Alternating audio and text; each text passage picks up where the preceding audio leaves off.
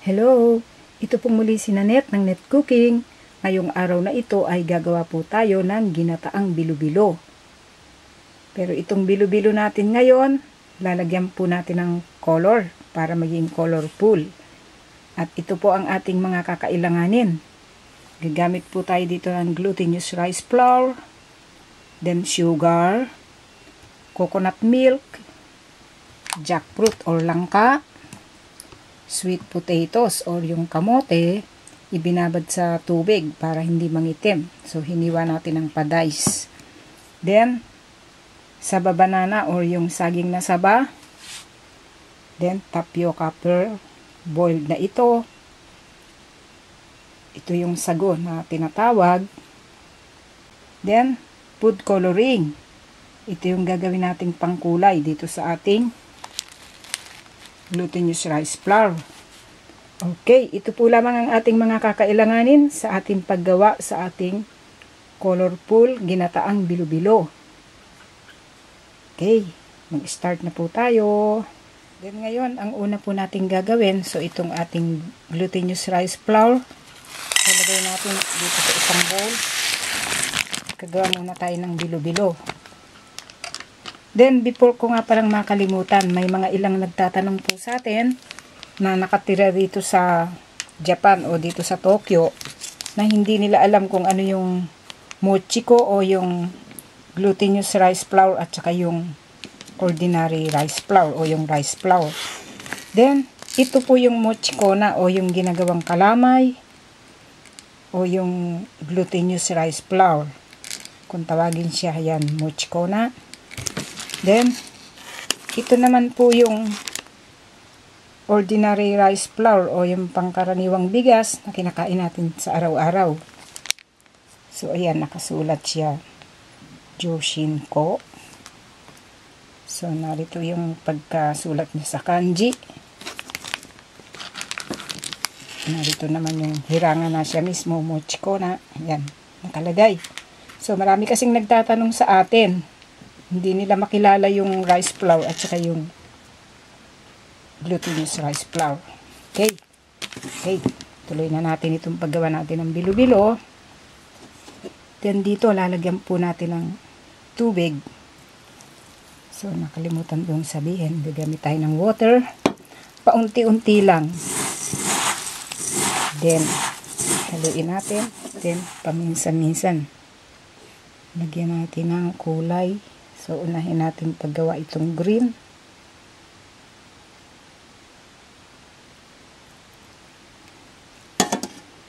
Para makagawa tayo ng kulay green. Then, ngayon, after nating nagawa yung ating mga gagawing bilo-bilo at nilagyan natin ng kulay, so, ito yung kinalabasan niya. Ang importante lang, mapaghalo nating lahat. So, gagawa tayo ng pink, green, and then yung white.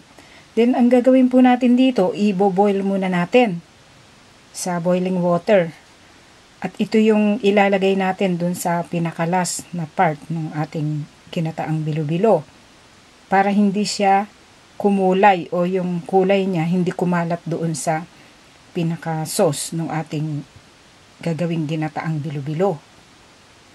Okay, i-boil po muna natin ito. Then ngayon, ang susunod po natin gagawin, so yung ating coconut milk o yung gata, nilagay natin dito sa isang lutuan. So, kailangan medyo malaki yung lutuan natin.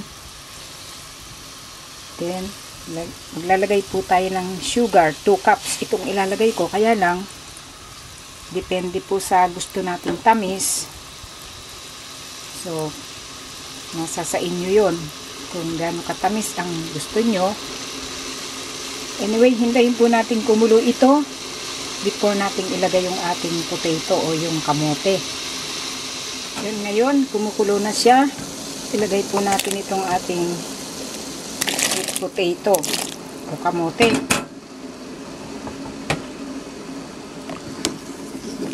Haluin natin.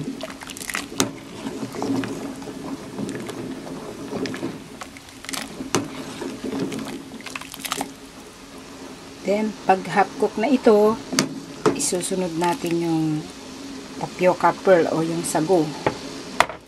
Then, i-check po natin. So, medyo malambot-lambot na itong ating kamote o yung sweet potato. Lagay po natin yung sago. Then, yung jackfruit. Yung langka. Lagay na din natin itong vanilla extract.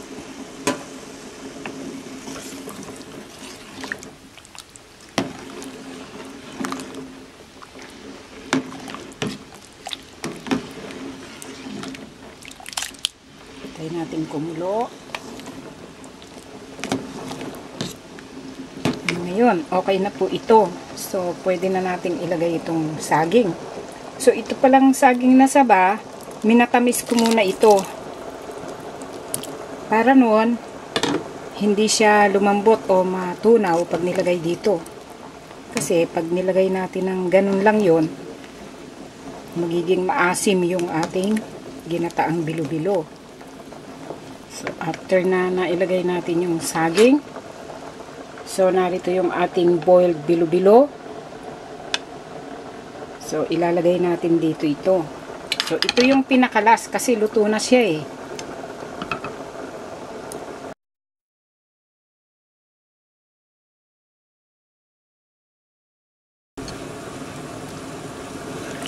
Okay, nailagay na natin lahat yung ating bilo-bilo. Then, hayaan lang natin kumulo ng ilang seconds. At okay na po ito. Okay, palagay ko okay na ito. So, i-turn off na po natin yung heat.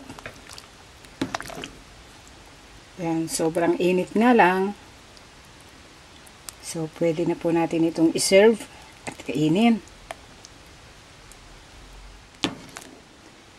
Then ngayon po, ito ang kinalabasan sa pagkakagawa po natin sa ating colorful ginataang bilo-bilo. Okay, sana po ay nagustuhan nyo ang pagkakagawa po natin sa reseping ito. Marami pong salamat. Ito po muli si Nanette ng Net Cooking. Thanks po. Bye!